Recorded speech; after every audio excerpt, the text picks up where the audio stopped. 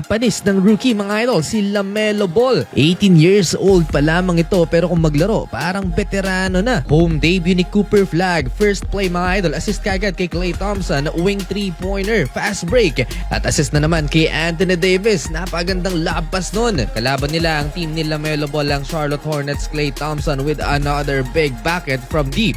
Quick 6 points for Klay Thompson. Sumagot si LaMelo Ball. One leg 3-pointer sa harap ni Klay Thompson and another 3-point basket for LaMelo. Dito naman sa corner, natambakan ng loaded na lineup ng Dallas Mavericks. LaMelo Ball to Miles Bridges and one dunk. Partially blocked din ni LaMelo Ball si Klay Thompson habang si Miles Bridges halimaw mga idol ang kanyang simula dahil 5 out of 5 sa field at nagdala ng tatlong 3-pointers sa first 7 minutes niyang playing time dito sa first quarter. Pinasok din last 4 minutes ang clone ni Allen Iverson sa Trey Mann at iniwan si Max Christie. Hindi nga lang naipasok ang 3-point shot na to, gumanti naman si Christie at corner pocket 3-pointer ang hatid ng Dallas guard. Balik sa court si Cooper Flagg, nakapagbigay kagad siya ng spark sa offense at defense ng Dallas Mavericks. Dahil lang naman sa kanya nagka-momentum ang Dallas Mavericks at gumawa ang home team ng 16-0 run to cut the lead into single digit. Galing yan sa 17-point na lamang ng visiting team. Naging X-factor ang depensa ni Cooper Flagg sa first quarter kung saan nakapagtala siya ng 3 steals. Mukhang may pag-asang makakapagtala ng quadruple-double itong si Cooper Flagg na huling naitala sa NBA noong 1994. End of first quarter, 34-31, tatlo ang lamang ng Hornets. Second quarter, Cooper Flagg start the game with a 3-point basket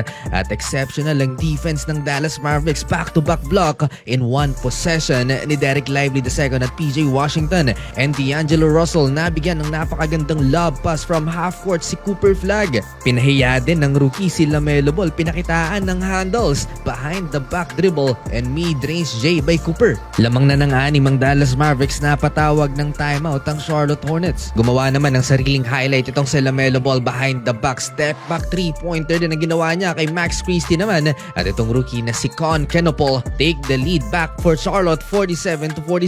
Tahimik si Anthony Davis sa first 2 quarters, 6 points lamang in 37% shooting habang si LaMelo Ball parang nasa 2K lang, 13.6 assists in 16 minutes of playing time in 55 shooting percentage. Derek Lively with 2 blocks and Cooper Flagg from mid-range again, and Klay Thompson ends the first 2 quarters with a 3-point basket, 61-59 lamang ng dalawa ang Hornets. To start the second half, Anthony Davis with a back-to-back field goal pero nag-run ang Charlotte Hornets at muling natambakan ng Dallas Mavericks. 74-63 sa first 4 minutes mga idol ng third quarter. Brandon Miller 3-point basket and one sa harap ni AD. Pero dahil nasa landing space ni Brandon Miller itong si Anthony Davis and na-upgrade into flagrant penalty, foul 1 yung call na yon. So 1 free throw plus ball possession at nakahit na naman ng 3-point basket si Brandon Miller. So that's a 7 points for the Charlotte Hornets in a single possession. Kumana naman si Derek Lively II, nagkasunod-sunod ang puntos niya. That's a Euro step for Derek. Nakat ulit sa single digit ang lamang ng Hornets. Nilabas na ang starting 5 leading scorers, si Klay with 14 points, 11 points naman si Cooper Flagg with 4 assists, 3 steals and 3 rebounds. Napakabilis ng pace nitong Charlotte Hornets, hindi gaanong nakasabay ang Dallas Mavericks at na-out-rebound din nila mga idol ang home team.